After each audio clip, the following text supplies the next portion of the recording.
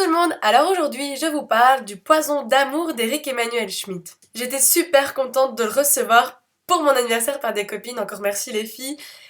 Et aussitôt dans les mains, aussitôt lu, voilà, j'avais adoré l'élixir d'amour que j'avais lu cet été. Du coup, je vais dire une suite sort, enfin c'est pas vraiment une suite, c'est plus que Eric Emmanuel Schmitt a envie d'écrire des livres sur l'amour. Et donc celui-ci, c'est le Poison d'amour. Et l'histoire nous raconte le point de vue de 4 adolescentes sur l'amour. C'est écrit sous forme de journaux intimes, vous avez le point de vue de chacune, leurs pensées, leurs désirs, ce qu'elles veulent pas. Elles se posent des questions aussi sur le couple, pourquoi les couples durent ou pas, la solidité des sentiments. Et donc en gros l'histoire va vous expliquer les bienfaits de l'amour ou les malfaits de l'amour, voilà. Un peu si on a trop et si on n'a pas assez, qu'est-ce que ça peut faire? Moi, c'est un bouquin que j'ai bien aimé. J'ai bien aimé parce que, voilà, Eric Emmanuel Schmitt est philosophe et il veut vous transmettre un message. Donc, si vous n'êtes pas réceptif à ça, je pense que vous passez à côté et que vous l'aimez pas. Je pense que c'est peut-être pour ça qu'il est mal noté sur Livre Addict, en fait. Ces 4 adolescentes, moi, je les ai vraiment adorées. Je pense que celle que j'ai le plus aimée, c'était Colombe. Colombe qui est sûre de ce qu'elle veut. J'adore les personnages qui sont sûrs d'eux, qui savent ce qu'ils veulent, surtout en amour. Moi, je suis vraiment comme ça. Je sais ce que je veux et ce que je ne veux pas. Et donc, je pense que c'est peut-être le personnage qui m'a le plus marqué. Alors, faut savoir que ce bouquin a une fin super particulière. Je pense aussi que c'est pour ça que certaines personnes n'aiment pas.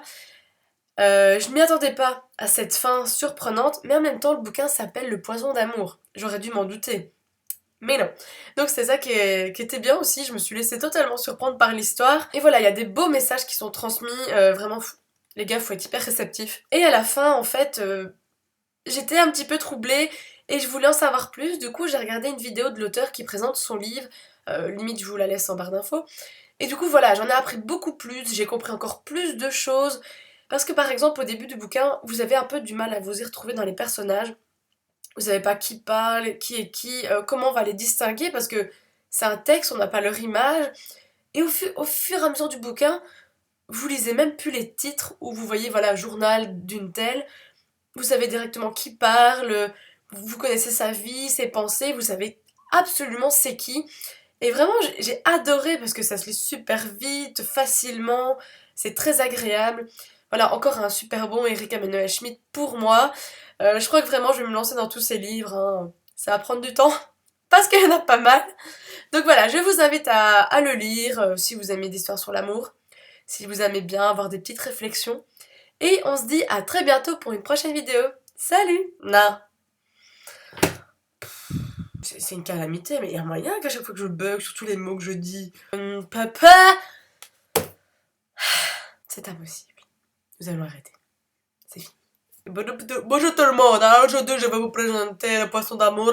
Et non, on va commencer, ça va pas. Je ne sais pas combien de fois là ça fait que j'ai recommencé. 7, 8. Bon, ça fera 9 là.